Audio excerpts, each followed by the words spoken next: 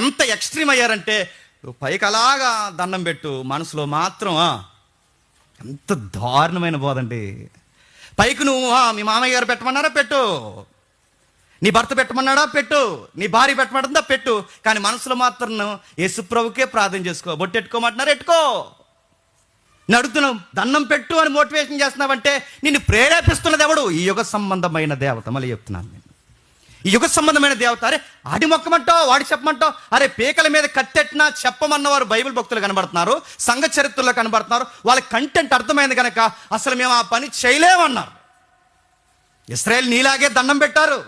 దూడం చేసి మోపురం గల ఎద్దును చేసి ఆ ఎద్దును ఎదురుగా బంగారంతో చేసి ఆ ఎద్దుకు దండం పెట్టారు. వాళ్ళ దండం పెట్టినా మనసులో వాళ్ళ ఫీలింగ్ ఏంటి చెప్పినా?